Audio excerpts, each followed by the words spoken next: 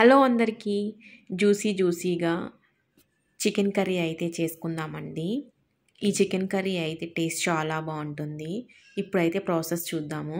ముందుగా stove on చేసుకొని ఒక గిన్నె తీసుకోవాలి. అందులో ముందే మనం శుభ్రం చేసి పెట్టుకున్న చికెన్ అంతా వేసుకోవాలి. ఇలా చికెన్ అంతా వేసుకున్నాం కదండి. ఇప్పుడు ఒకసారి చికెన్ బాగా కలుపుకుందాము. ఇలా అంతా బాగా కలుపుకున్న తర్వాత ఇందులోనే మనము ఒక 1/2 టేబుల్ స్పూన్స్ వరకు పసుపు అయితే వేసుకోవాలి. అలానే కొంచెము కల్లుప్పు అయితే వేసుకోవాలి. ఇలా అంతా బాగా వేసుకున్న తర్వాత ఒకసారి చికెన్కి పట్టే విధంగా పసుపు ఉప్పు ఒకసారి బాగా మిక్స్ చేసుకోవాలి. చికెన్లో నీళ్ళంతా ఊరుతాయి కదండి. ఈ నీళ్ళంతా ఇమిరిపోయేంత వరకు చికెన్ అయితే మనము వేయించుకోవాలన్నమాట. ఇలా వేయించుకున్న తర్వాతనే చికెను నీచు వాసన లేకుండా బాగుంటుంది టేస్ట్ అయితే. ఇప్పుడు చూడండి వాటర్ చాలా వచ్చాయి కదా. ఈ వాటర్ అంతా బాగా ఇమిరిపోవాలి. మళ్ళీ ఒకసారి చికెన్ అంతా బాగా కలుపుకోవాలండి. ఇలా అంతా కలుపుకున్నప్పుడు ఏమాత్రం వాటర్ ఏమి ఉండకూడదు. వాటర్ అంతా బాగా ఎమిరిపోవాలి. చికెన్లో ఉండే వాటర్ అంతా ఎమిరిపోయాయి కదండి. ఇప్పుడైతే మనం చికెన్ని స్టవ్ ఆఫ్ చేసుకొని పక్కన అయితే పెట్టుకుందాము. ఇప్పుడు మసాలా ప్రిపేర్ చేసుకుందాము. ఒక చిన్న సైజు 2 టమోటాలు, అలానే కొంచెం పచ్చి కొబ్బరి, 2 ఎర్రగడ్డలు, అల్లము, తెల్లగడ్డలు, అలానే ముందు నానబెట్టుకున్న కొన్ని ధనియాలు, గసగసాలు అనమాట. ఇవన్నీ ఒక ప్లేట్లోకి తీసుకున్నానండి.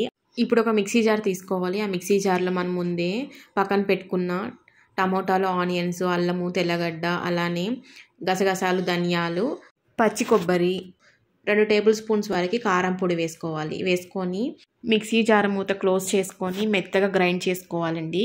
గ్రైండ్ చేసుకొని ఈ పేస్ట్ అయితే పక్కన పెట్టుకోవాలి. ఇప్పుడు వచ్చేసి స్టవ్ ఆన్ చేసుకోవాలి. స్టవ్ ఆన్ చేసుకొని ప్యాన్ పెట్టుకోవాలి. ప్యాన్ కూడా వేడెక్కిన తర్వాత కొంచెం ఆయిల్ అయితే వేసుకోవాలి. ఆయిల్ కూడా వేడెక్కిన తర్వాత కొద్దిగా కరివేపాకు వేసుకోవాలి. ఆ తర్వాత మనం ముందే మిక్సీ పట్టుకున్నాం కదా ఈ మసాలా పేస్ట్ అంతా ఈ ఆయిల్లో వేసుకొని ఒకసారి బాగా వేయించుకోవాలి. ఈ మసాలా పచ్చివాసన లేకుండా బాగా వేయించుకోవాలండి. ఈ మసాలా పేస్ట్ అంతా బాగా వేగిపోయింది కదా. ఈ మసాలా పేస్ట్ మనము తీసుకొని పక్కన పెట్టుకోవాలి. ఇప్పుడు మనము చికెన్ని వాడ్చుకొని పక్కన పెట్టుకున్నాం కదా. ఆ చికెన్లో మనం ముందే వేయించుకున్న మసాలా పేస్ట్ని వేసుకోవాలండి. ఈ చికెన్లో అంతా వేసుకున్న తర్వాత ఈ మసాలా అంతా చికెన్కి పట్టే విధంగా బాగా మిక్స్ చేసుకోవాలి. అంతా బాగా మిక్స్ అయిన తర్వాత ఒక 5 మినిట్స్ పాటు అలానే వదిలేయాలండి. అలానే వదిలేసిన తర్వాత మళ్ళీ ఒకసారి బాగా మిక్స్ చేసుకోవాలి. చూడండి ఈ చికెన్ పీసెస్కి మసాలా అంతా బాగా పట్టింది కదా.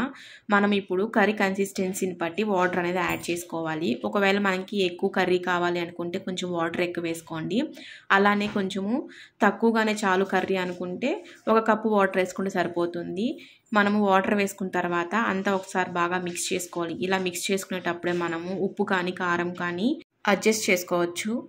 ఇందులో మనం కొద్దిగా గరం మసాలా అయితే యాడ్ చేసుకుందాము. గరం మసాలా వేసిన తర్వాత మళ్ళీ ఒకసారి ఈ చికెన్ పులుసు అంతా బాగా కలుపుకోవాలి. ఇలా అంతా బాగా కలుపుకున్నప్పుడు మనము మూత పెట్టుకొని బాగా ఒక 10 మినిట్స్ పాటు చికెన్ని కుక్ చేసుకోవాలండి.